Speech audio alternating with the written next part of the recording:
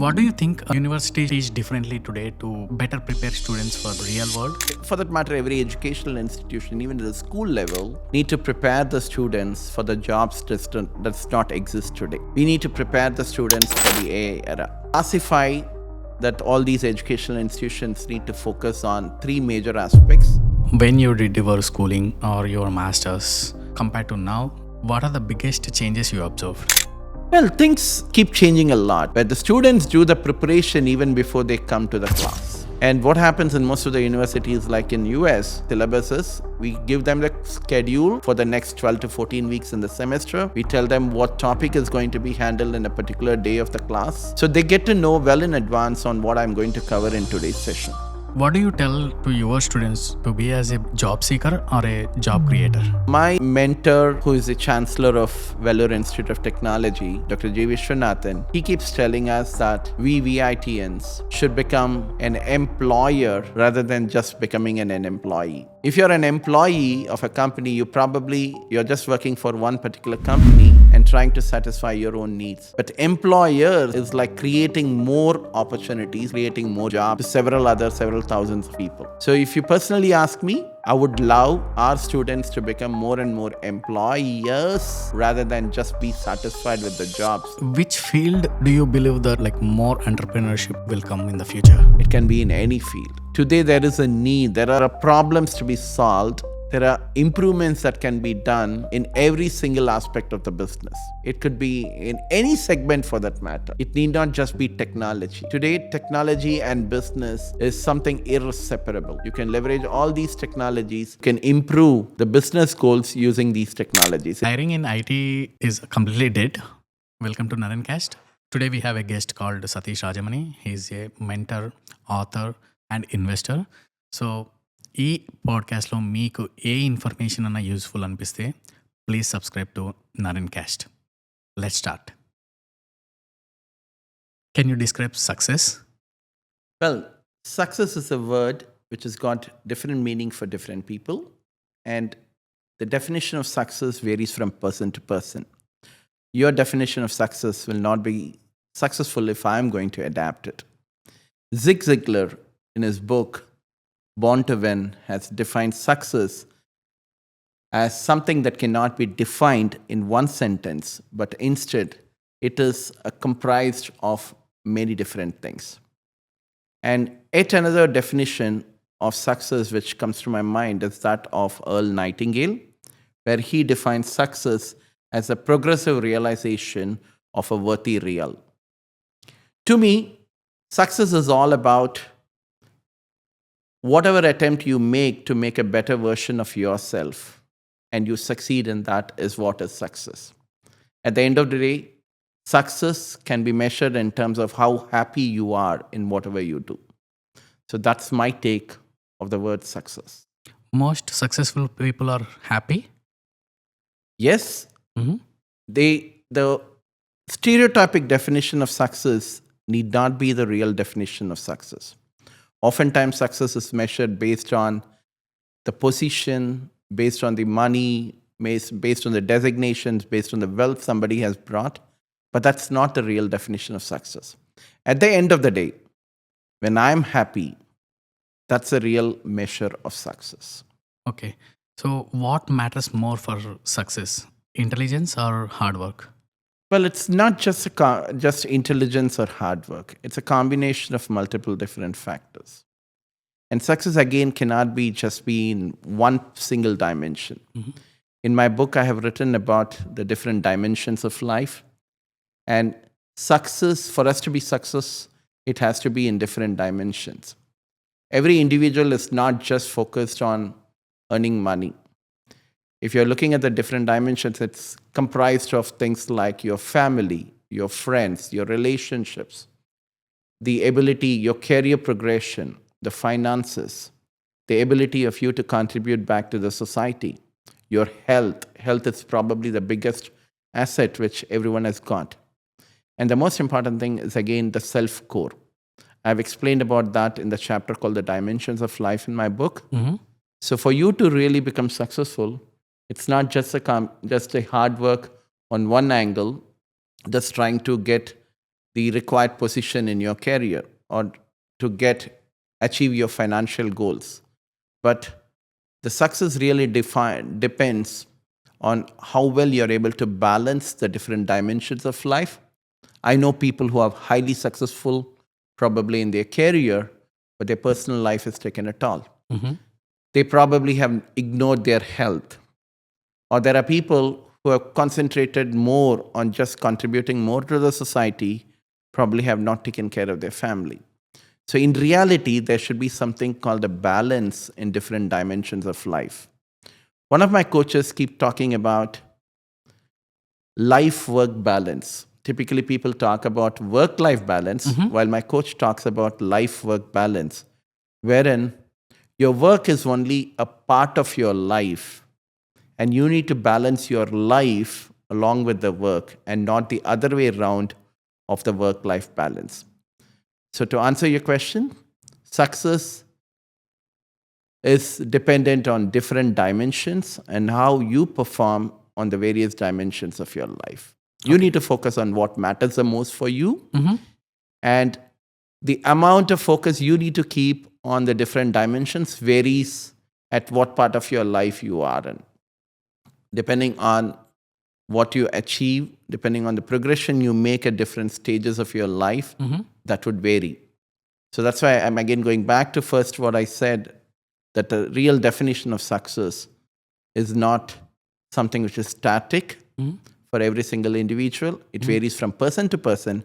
And for a person, it again varies at different dimensions of their life. Okay, so is hard work overrated today? Some people believe in hard work.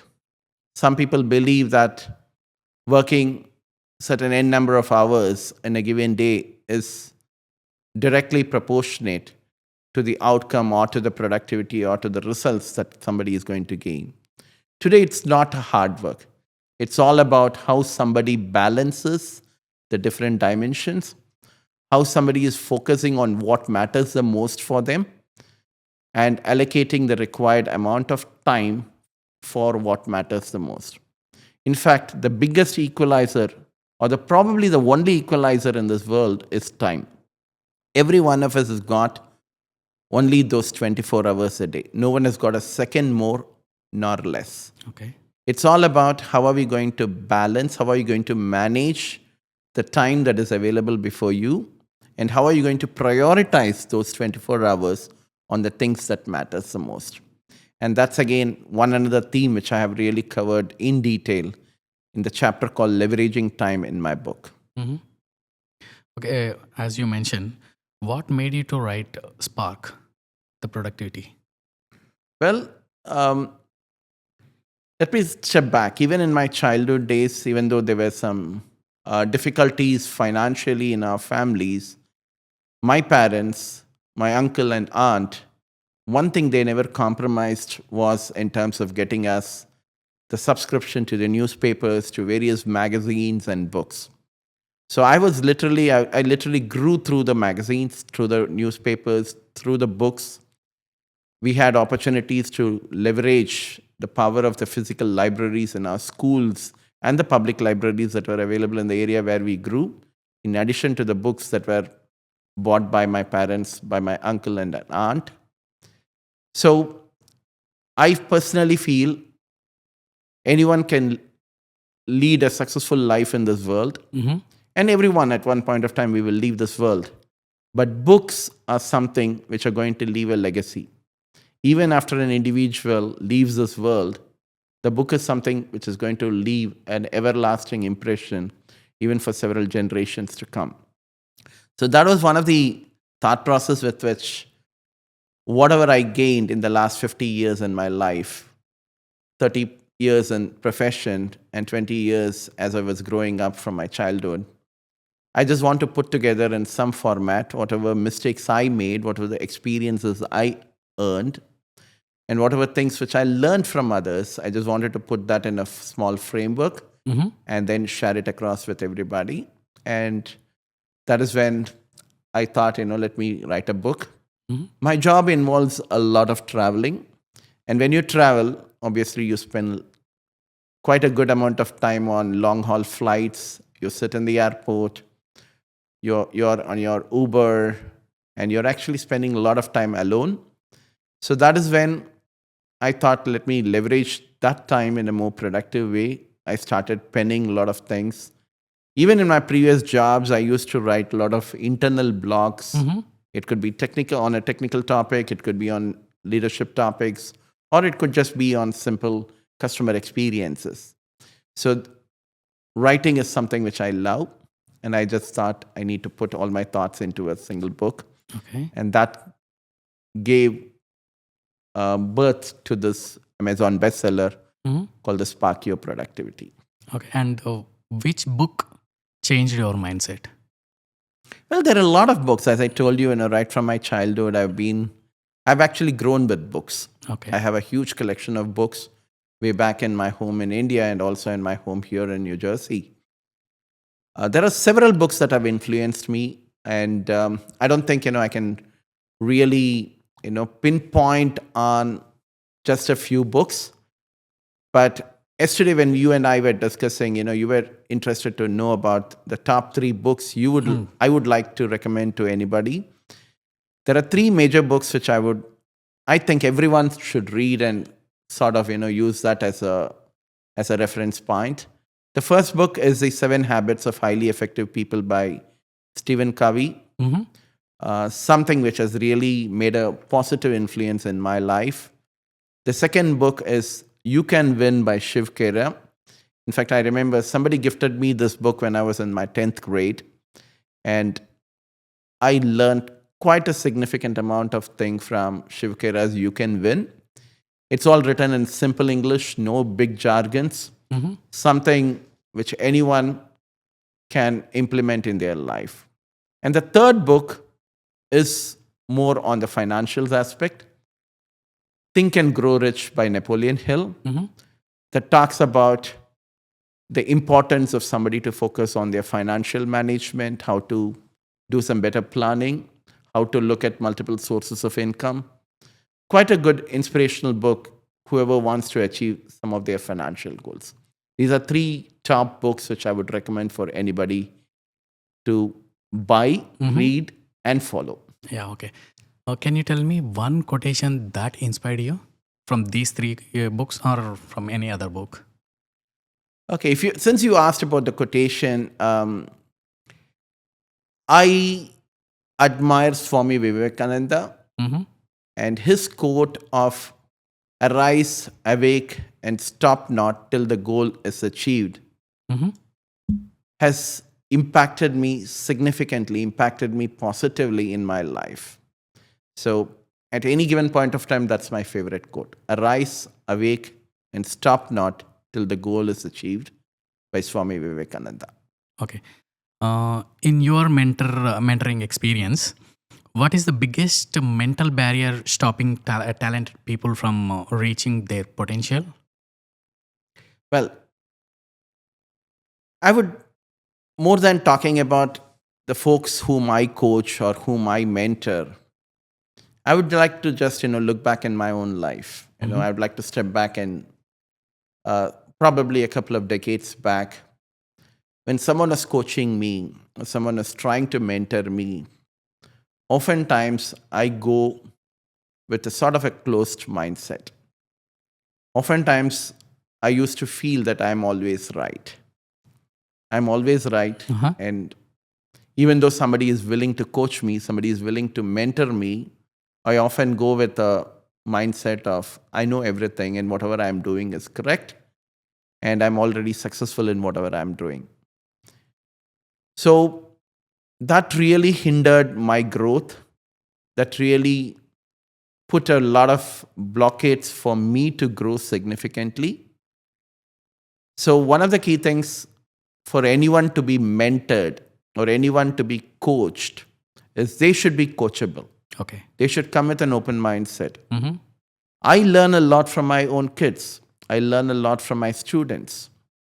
I learn a lot from freshers in the team. I learn a lot from probably, people who are not in the so-called successful career.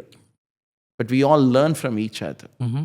For anybody to be mentored or coached, and I'm sure everyone will know the difference between a mentor and a coach. I do perform both mentoring and coaching depending on the client requirements or my students' requirement. But the bottom line is they need to be coachable. They need to be mentorable. Okay. They need to come with an open mind Mm-hmm. to grasp, to hear what somebody is saying. So as I told you, I'd made those mistakes about 20, 30 years ago. I was not willing to accept some of the thought processes which the other person was telling me. Mm-hmm. So that is something which I still feel is one of the block in some of the successful coaching sessions. And the moment we realize that, yes, the other person is really interested in my development, he or she is actually coming to help me for my own growth, for me to realize my goals.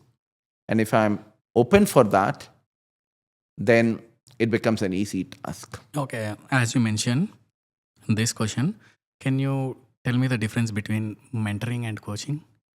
Okay. Mentoring is, say, for example, you come with certain ideas, and when I'm mentoring, I try to sometimes give you solution to the problems which you are bringing in. Whereas in coaching, we don't give you the solution to the problem. We rather give you the necessary tools, or we help you to think the processes and arrive, and you yourself will try to arrive at a solution to it. You try to find out the different options to solve the problem. That is coaching, Okay. where I don't come and prescribe a solution to you. Whereas in mentoring, we try to weigh the different solutions that are there and make you to choose one of them. So that is the small difference between mentoring and coaching. Okay. What do you think universities should teach differently today to better prepare students for the real world? Well, today I call, we are all in an AI era, Mm-hmm. and every universities or every colleges, or for that matter, every educational institution, even at the school level, need to prepare the students for the jobs that does not exist today. Yeah. We need to prepare the students for the AI era. Mm-hmm. Of course, I would like to classify that all these educational institutions need to focus on three major aspects. Mm-hmm. One is obviously the technical expertise, okay, whichever field they have chosen. That expertise on that core area need to be taught. And there again, it should not be a cookie cutter solution. Mm-hmm. The academic institution need to align with the industries, need to align with what the industry needs. And there should be a good synergy between academia and the industries. So that's one layer of the technical expertise. Mm-hmm. The second expertise I call is the human-centric skills that need to be developed. And we are in an AI world, and a lot of jobs are going to be done by this AI and by the technology as we move forward. So in the AI era, there should be a good focus on the human-centric skills. When I talk about human-centric skills, these are some of the things like the critical thinking. Mm-hmm. Critical thinking can be done only by the human beings. How can I evaluate the AI output and look for bias, look for the accuracy, look for the ethical compliances on whatever output that AI gives me? So that can be done only when the critical thinking is developed in the students. The second aspect is related to creativity and innovation. That is again a human-centric skills. The third aspect is related to emotional quotient and empathy. EQ and empathy. It's all about managing relationships, human nuances. Those cannot be understood by the AI tools. Okay. That need to be developed. And also the aspect of ethical reasoning. Today, technology will help you to literally achieve anything you want. The question is whether it is ethically right. But the ethical reasoning skills is something that also need to be developed and taught to the students. The third aspect is all those adaptive skills. Earlier, we used to call them as soft skills. Today, I call them as adaptive or the life skills. It could be things like resilience, lifelong learning. It's all about communication. Today, people are very averse to even pick up the phone and talk to people. They prefer to communicate on text. Yes. These skills, these are all called the adaptive skills. So to summarize your question, every educational institution need to focus on 3 areas. The first one, the technical expertise or whatever is going to be the core expertise that they need to deliver. The second one is the human-centric skills. And the third one is all those adaptive competitiveness or adaptive competencies which need to be developed. Okay. When you did your schooling or your masters, and compared to now, what are the biggest changes you observed? Well, things keep changing a lot. And you know, I teach, I'm very closely associated with the academics for the last 25 years. So one thing that is really happening is change in a very rapid phase. Change is probably the only constant in the world. And the teaching learning process has itself changed significantly in the last 5 to 10 years. Earlier, it was all more like the push system wherein the teachers or the professors were teaching whatever they knew based on the curriculum. They were just delivering what they wanted to deliver. Today, it is more of a pull system where the students do the preparation even before they come to the class. And what happens in most of the universities, like in US, we tell them upfront on what the syllabus is. We give them the schedule for the next 12 to 14 weeks in the semester. We tell them what topic is going to be handled in a particular day of the class. So they get to know well in advance on what I'm going to cover in today's session. Okay. So people do the preparation and come. And they don't want me to come and put a boring presentation in front of them and cover that for the session. Okay. Because students prepare a lot. They've already made a decision. They've already created some amount of opinion on a given topic. And today you can just put my presentation slides into ChatGPT, and then they can get a summary of what I'm going to cover within a few seconds. Yes. So what is really required in the teaching learning process is the practical insights that we need to offer. It's not just the theoretical concepts that is covered in the presentations. That is required. That's giving you the fundamental skills. But what we really need to provide back to the students is the ability to apply them in a real life scenario. Give them a case study, give them a scenario, or ask them to play some role plays using some of these concepts and look at how they are able to take the decision. Look at how they are able to apply some of the tools and techniques that are covered in the topic. Look at how they are able to leverage the technology that is available to make their decisions. So that is what has significantly changed in the teaching learning process. And obviously, when I did my college and when I was in the schools, things were all more of a push system. But today, it is completely transformed and still miles to go in the transformation. Okay. So do universities actually creating leaders or just job seekers? Well, it depends on the institutions. Today, in fact, I'll step back. I was actually attending an educational conference a few weeks ago in India, and I had an opportunity to talk to some of the top educators. And what is really required is looking at what gets measured. Everyone has KRAs or KPIs, everyone is going to be measured based on certain metrics. If the metrics is just about talking about the results which they get in terms of the grades or in terms of the percentage of marks, or if people are just going to look at the number of people who are going to get placed at the end of the curriculum, or end of the syllabus, that is probably not the right metrics that need to be measured. It's all about how holistically we are preparing the students today for the ever-changing industry needs or to the society needs, and how are we able to bring them not just with those technical skills which we impart, but also with all these human-centric skills and with the adaptive competencies. So if you ask me, the reality is that we are still preparing students for the job market. We are just trying to prepare them to get a job at the end of their courses. But what is really required is to move them beyond just as in becoming an employee to somebody who is a good leader, good human being in the society. So a lot to be done in that front. And I know quite a good amount of experts, educators are focusing on bringing a good human part of the people. And there are a lot of work has been happening. I'm also happy that I'm getting opportunities to be part of some of those discussions. But again, a lot more to be done in that front. What do you tell to your students to be as a job seeker or a job creator?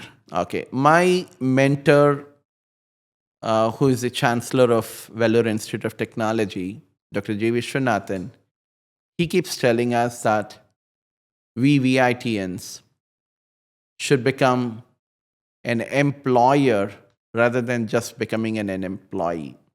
If you're an employee of a company, you're just working for one particular company and trying to satisfy your own needs. But employers is like creating more opportunities, creating more jobs to several thousands of people. So if you personally ask me, I would love our students to become more and more employers rather than just be satisfied with the jobs they get at the end of their course. So I prefer more entrepreneurs coming out of my students. And I'm happy many of my students are today successful entrepreneurs. I'm getting opportunities to even mentor them, have discussions with them and try to do my bit for them to become successful entrepreneurs. And today, the best place to try entrepreneurship is when you're inside the campus. When you're a student, that is when you can actually experiment your ideas. That is when you can incubate your ideas. And today, across the globe, in most of the universities, you do have incubation center. You do have entrepreneurship cells that are ready to provide you the necessary support, be it financially, be it knowledge-wise, be it in terms of leveraging the network, be it in terms of providing the facilities that are available in the institutions.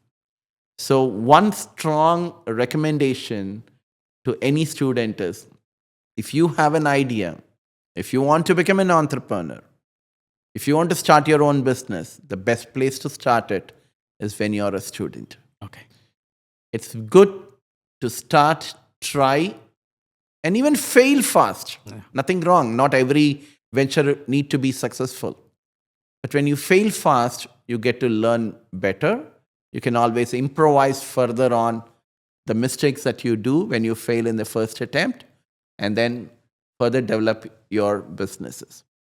So my dream or my aim is to see as many entrepreneurs from my students' community as possible.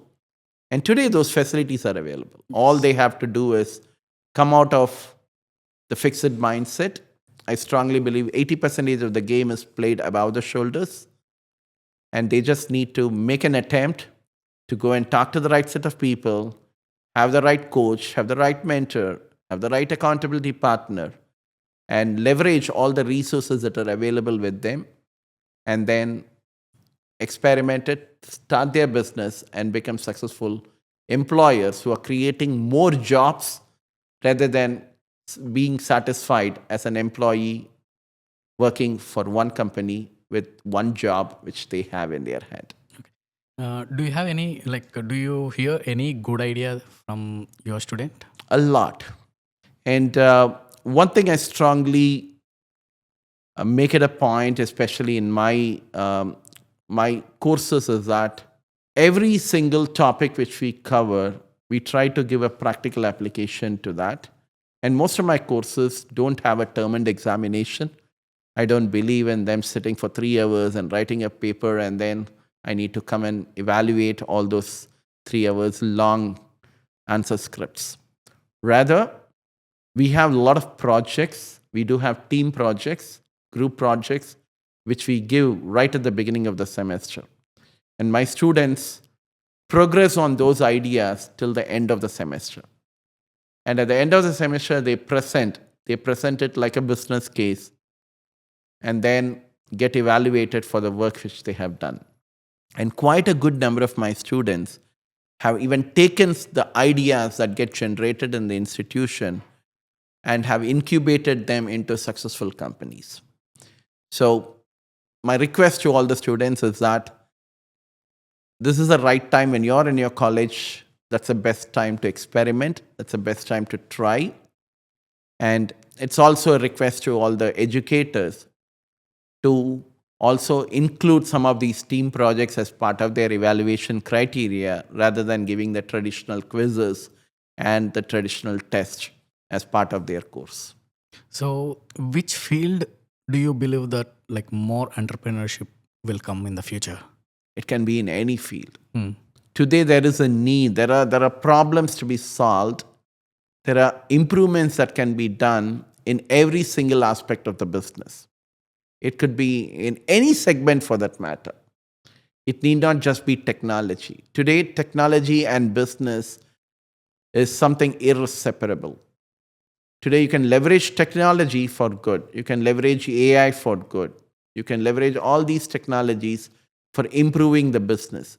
You can improve the business goals using these technologies. In fact, one of the key aspects that I cover as part of my courses is on how to align IT with business. So I see strong potential for new businesses to come or new ideas to be implemented in businesses almost in every single field that you can think of. From cradle to grave. Yeah. Whatever, like a human life cycle from the time he or she is, even before he or she is born, to the time he or she goes to the grave, you have opportunities, umpteen opportunities for new businesses to flourish. Okay. What are the biggest mistakes founders make when building enterprise tech products? Wonderful question. Okay. There are several problems, several mistakes which tech entrepreneurs make, especially when they are trying to build products. First and foremost, many of them try to over-engineer. Okay. When I say over-engineer, they try to build complex solutions, robust solutions. They want to focus a lot on bringing several features into the product all at one time. That is one area of failure. Let's not over-engineer. Let's try to keep it simple. Whatever is the core idea, focus on those core idea. Develop further on that as you progress on your product development and on your business. So focusing on the core area is key rather than trying to over-engineer and try to solve the entire world hunger problem in one technology. That is absolutely not possible. Okay, so instead, you can just start with your core idea. The second aspect where they make mistake is in terms of customer validation. Oftentimes, when I'm wearing a tech hat, the founders or the tech founders, when they are wearing the tech hat, they always look at it from the perspective of, I know the technology, so I'm going to develop this product. And when I develop this product, there are people who are just going to come and take it. I build it, you take it or not. That's a mentality with which most of them try to develop the tech products. But remember, product development is not the core activity of the technology or the product development team alone. It should be a collaboration with several other functions like your sales and marketing, your finance functions. Most important thing, your customer need to be included in your product development. In fact, Stephen Covey, in his 7 Habits of Highly Effective People, talks about begin with the end in the mind as one of the habit of the effective people. Okay, the same logic applies when you're trying to build a product. Look at it from the end user perspective. Every single aspect of your development, get it validated from your customer. the sales and marketing team need to be involved to be the voice of the customer internally within your organization when you're developing the product. So that's the second aspect, one need to keep in mind. Okay. Then the other aspect is, again, going back to them trying to over engineer. Oftentimes, the tech founders get caught in what is called the feature trap. They try to bring in more and more features because they're passionate about it. And I'll not mistake them, I'll not blame them. The fact is that they're so passionate about technology, they're more passionate about their ideas, they just don't want to probably check whether that is meeting the customer requirement, and then make the necessary corrections. Because the customer validation is key in any tech products that you're trying to bring in. The other aspect that need to be considered is, even if you have a very small development team, even if you have a very small startup with 2 or 3 members in the team, one clarity that need to be there is a clear roles and responsibilities definitions. So we have to be very clear in product development, especially on who is going to do what role. Somebody need to play the devil's advocate. Somebody need to be a voice of a customer even in the product development team. Somebody need to question on what is getting developed. So a clear roles and responsibilities. Oftentimes, I've also seen many passionate technology founders, they don't really want a clear structure to their organization. They feel whatever I develop will be easily be accepted by the market. And their concept is, if I can think of a lot of things that can be spanning across in my organization, everyone else should also be a versatilist. Everybody should also be doing several different things all at the same time. But in reality, that only creates chaos.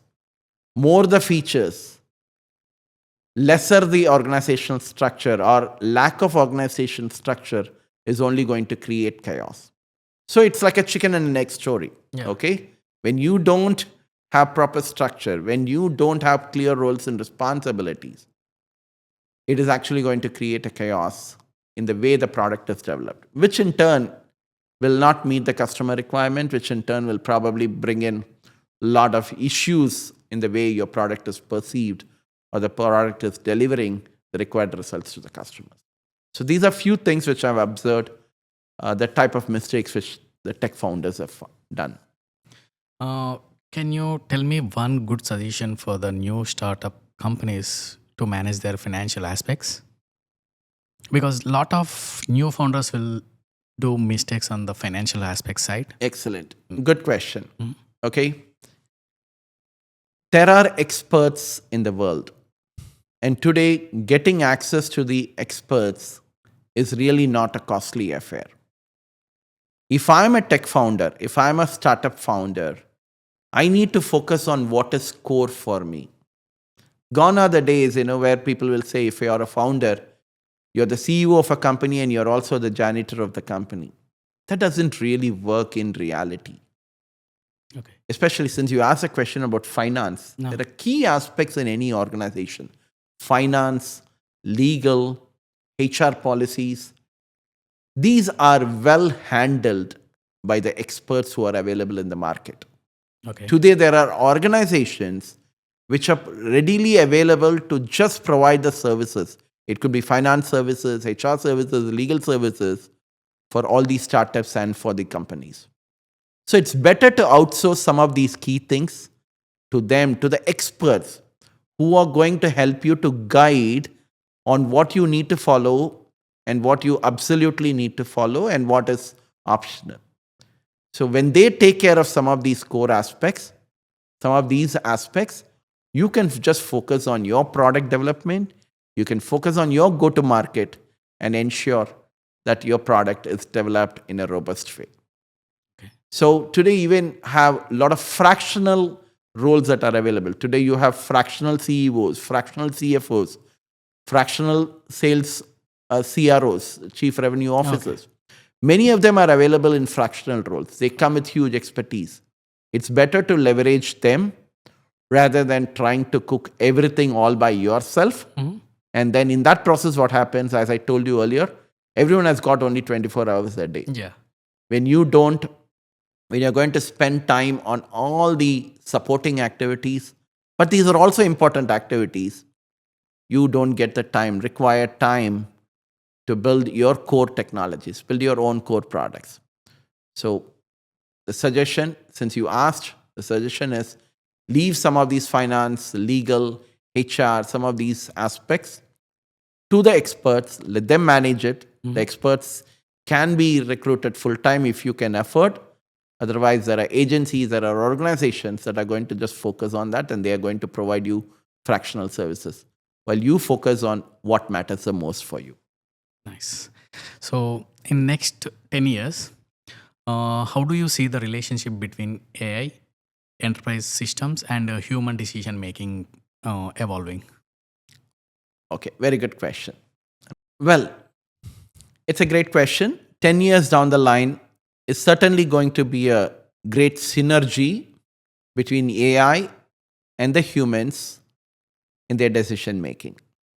In fact, Gartner has projected even by 2027, half of the business decisions are either going to be augmented or automated by AI. And I was just reading this article recently. There was a research which was done by Harvard Business School and University of California, Berkeley. They did a study, and that study revealed one important aspect. The underlying fact in that is AI cannot substitute for human judgment or experience. That's a significant outcome of that research.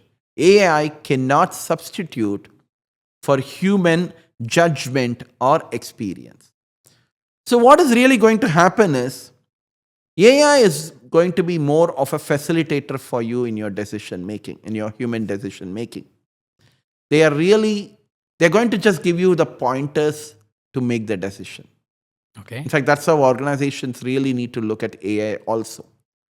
But for AI to make the decision, there are several other interrelated disciplines that are there. It's like the data that is being used, your policies, your business rules. Those are still going to be lying in the hands of the human beings. Okay? So, in fact, that is where we need to have proper structure in the organizations. We need to have proper guardrails on what data is being used, how good the data is in terms of the decision making. And these guardrails in terms of what really need to be considered as part of your decision making. The decision making should, at the end of the day, will still be, I strongly believe, will still be with the human beings. Okay. And it is not just based on the intuition that they make the decision, but they leverage all these AI tools, which is going to help them to make those decisions. There again, I'm going to club it with whatever skills I mentioned earlier, right? Some of the skills of developing the human-centric skills, the skills related to ethical balances, skills related to human nuances. When those skills are also developed by human beings, when those skills are also taught to the engineers who are going to handle these AI products, that's going to make your decision making even more robust, even more effective. So, what is your point of view on AI is going to take all jobs? I don't believe that. It's just going to replace some of the existing jobs with the new jobs. Yes, we have seen that over a period of time. When internet came in, there were a lot of queries about what type of jobs it's going to be taken. Even if we step back, when all those computer numerically controlled machines came into picture, way back in 70s and 80s, there were a lot of questions that all these automations are happening. It's going to eliminate the worker class. It's just going to eliminate the people who are going to work on these machines. But look, all these jobs are still existing, but it is only augmented. It is only redefined the role of human beings in most of these jobs. When e-commerce came into picture, they at one point of time people said, all these physical stores are just going to become extinct. There was a big cry that it's all going to, all these online trading or online commerce, all this e-commerce is just going to replace the human beings. Today, it has brought a lot of new jobs. It has only made the life of the human beings easy, and at the same time have created a whole new set of jobs that are there today in the industry. The same is going to happen even in the AI era. AI is not nothing. It's not something new. Yeah. AI is something which is existing even 20 years, 30 years ago. It's not something new. Okay. It's just that the focus is there now on the AI. And it's going to redefine the roles that human beings are performing today. And for that, we certainly need to continuously invest in ourselves, gain some of those new skills, and be ready for the jobs which are going to be there. As I told you, it's going to be a synergy between human beings and AI tools moving forward. So if you're managing a team currently, team of people today, tomorrow you're going to manage a team of human beings and AI agents. So you need to know how to manage those AI agents. You need to develop the human skills to manage the people. So that is where I'm seeing a transition happening as we move up the ladder in the AI world. Okay. If a young immigrant comes to the US with nothing, what is the smartest path to success today, in your point of view? Well, you're specifically talking about US. This is applicable in whichever country they are going to. Okay, it can be an immigrant or a non-immigrant. Okay, no one is coming with nothing. Okay, people are coming with some basic skills which they have. They have done some course, they have learned something, they have their network. So no one is coming with nothing. Okay, they have certain things. But one strong recommendation for anybody who is coming to a new country, in this example, you're asking specifically about somebody coming to US, is keep your network wide open. Okay. Reach out to as many people as possible. Even before you come to a country like US, do your preparatory work. Connect with your network. It could be your alumni from your educational institutions. If you have worked in different organizations, reach out to those people. Reach out to the people with whom you have worked with. Reach out to your customers. Reach out to your prospects with whom you have interacted in the past. Create your network. And that network could be career-related network and personal-related network. The network is going to be your net worth. Okay. Do the homework. You're coming with certain skills. That is one of the reasons you're even admitted into a country like US. Try to augment those skills. Reach out to as many people as possible. Show your presence. Add value to your network. It's not just trying to go and reach out to people only when you need a job or an internship. Reach out to them. Communicate, have constant communication with them. Keep people updated on what is happening in your side on the professional, especially if you're looking at expanding your professional network. LinkedIn is one area where you can keep sharing your ideas, share your thoughts. Okay. Leverage that. Reach out to as many people as possible.